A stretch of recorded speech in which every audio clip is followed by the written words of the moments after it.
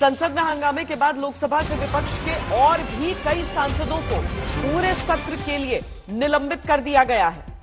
विपक्ष के 33 सांसद अब तक आज निलंबित कर दिए गए हैं, जिनमें कांग्रेस के नेता अधीर रंजन चौधरी से लेकर टीएमसी के कल्याण बनर्जी, शताब्दी रॉय, सौगत रॉय निलंबित कर दिए गए हैं।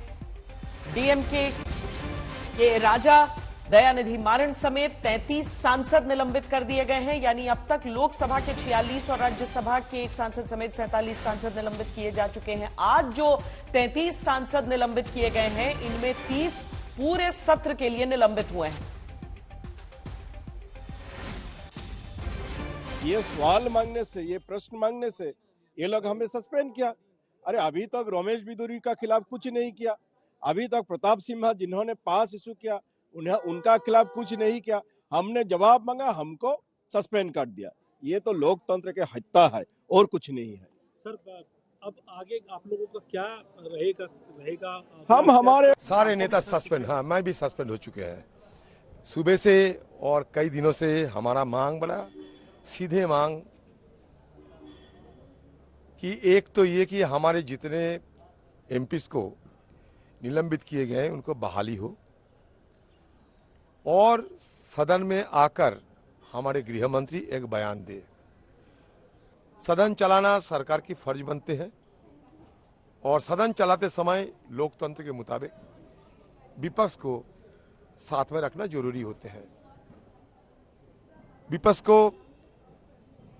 कॉन्फिडेंस में लेते हुए सदन चलाना हम लोग वाजिब समझते हैं, और ये शोभनीय भी है।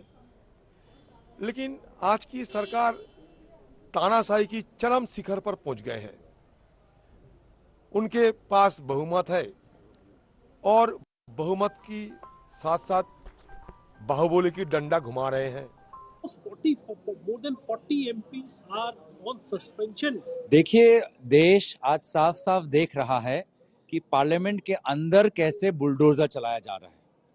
ये कुछ नहीं है, ये विरोधियों को रोंगने का ये एक प्रक्रिया है, विरोधियों को कुचलने का एक प्रक्रिया है, और सिर्फ अमित शाह जी को उनके विफलताओं को बचाने के लिए एक बुलडोजर चला रहे हैं विपक्ष पर, जनप्रतिनिधियों पर और जनता के अधिकारों पर। वो मूल अधिकार जो सवाल उठाने का जो मूल अधिकार है, संविधान की जो मूल अधिकार है, उन अधिकारों पर आज रोंगने का काम भाजपा कर रही है। तो किस तरीके से चलेगी संसद पे? 40 से ज्यादा संसद चलाने के उद्देश्य से वो सत्ता में नहीं आए हैं। सदन को भंग करने के, पार्लियामेंट प्रक्रिया को भंग करने के लिए, संविधान और लोकतंत्र को तोड़ने के उद्देश्य से आए हैं। सदन चलाने की मंशा उनकी नहीं है। सदन नष्ट करने की उद्देश्य और मंशा से वो आज सत्ता में आए हैं।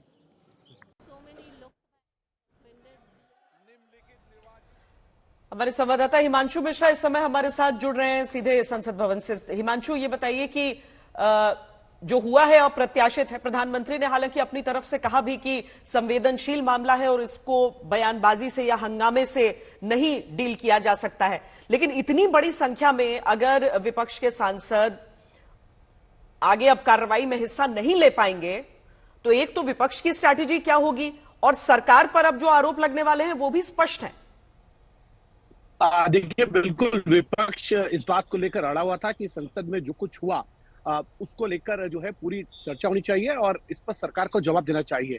स्पीकर की तरफ से कहा गया था, आश्वासन दिया गया था कि जो कुछ भी हुआ है, चाहे वो सिक्योरिटी लैब से या जो इसके लिए जिम्मेदार हैं, उनको बख्शा नहीं जाएगा, उनके खिलाफ सख्त से सख्त कार्रवाई की जाएगी। 8 दिल्ली पुलिस के जो जवान हैं उनको सस्पेंड कर दिया गया था। आज 33 सांसदों को विपक्ष के जो है वो सस्पेंड किया गया है। 3 उनमें श्वेता वो है, जयसिंह है, विजय बसंत है और जो है अब्दुल खालिद। इन 3 सांसदों को तब तक के लिए सस्पेंड किया गया है जब तक प्रिविलेज कमेटी की रिपोर्ट नहीं आती थी। मामला प्रिविलेज कमेटी तक चला गया है। 30 सांसद जो हैं उनको पूरे रेस्ट ऑफ सेशन के लिए जो है वो सस्पेंड कर दिया गया है।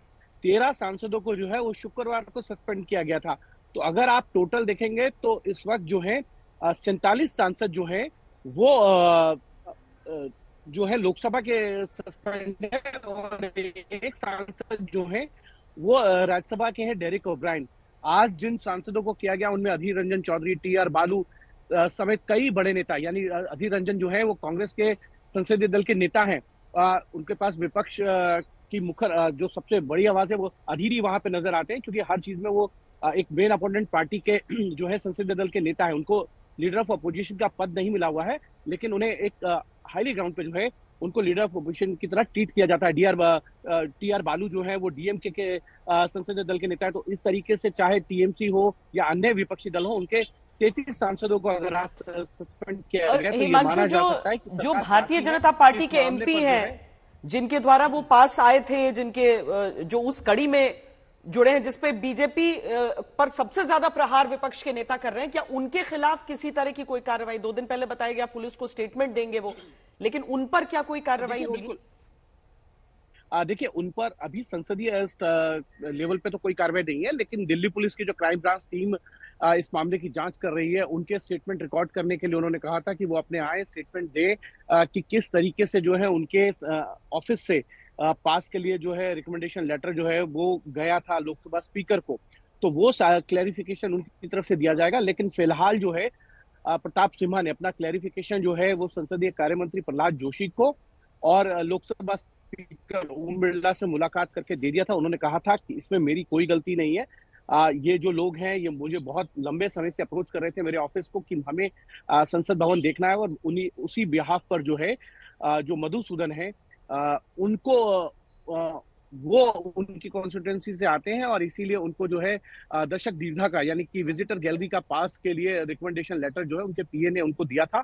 लेकिन इस तरीके की घटना होगी, इस घटना में उनकी कोई संलिप्तता है ऐसी कोई उनको नहीं मालूम था, और ना ही उनकी कोई इस पूरे मामले में कोई संलिप्तता है या वो हिमांशु, आपकी आवाज भी बहुत अब टूट कर आ रही है। बहुत शुक्रिया दोनों लोगों को दे दिया है जानकारी के लिए।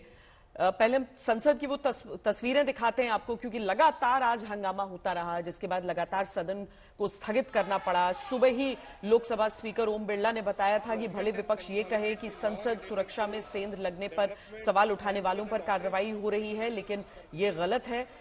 उनकी तरफ से ये कहा गया कि कार्रवाई उन सांसदों पर हो रही है जो नियम तोड़कर हंगामा कर रहे हैं। कितनी भी कोशिशें होती रही, अपील होते रहे, लेकिन जो विपक्ष के सांसद हैं उनकी तरफ से लगातार हंगामा हुआ। वो कहते रहे कि सवाल उठाना उनका फर्ज भी है और उनका अधिकार भी है, लेकिन आखिरकार लगभग 33 सांसदों को आज भी निलंबित कर दिया गया। माननीय सदस्यगण, लोकसभा में 13 दिसंबर 2023 को जो दुर्भाग्यपूर्ण और हम सबके लिए चिंताजनक घटना घटी है, निश्चित रूप से पूरे सदन में इस पर गहरी चिंता व्यक्त की थी, और इस घटना को सामूहिक रूप से भी हमने चिंता व्यक्त भी की थी, और भविष्य में घटना न घटे इसके लिए भी कार्य योजना बनाने की योजना बनाई थी। उसी दिन मैंने इस विषय पर सभी नेताओं के साथ विचार विमर्श किया था, और कैसे हम संसद की सुरक्षा व्यवस्था को मजबूत कर सकते हैं, उसके लिए हमारे सभी दलों के नेताओं ने बहुत ही महत्वपूर्ण सुझाव दिए थे। और मेरी कोशिश है कि उन कुछ सुझावों में से कुछ में अमल हुआ है, कुछ में आपके साथ बैठकर और हम अमल करेंगे।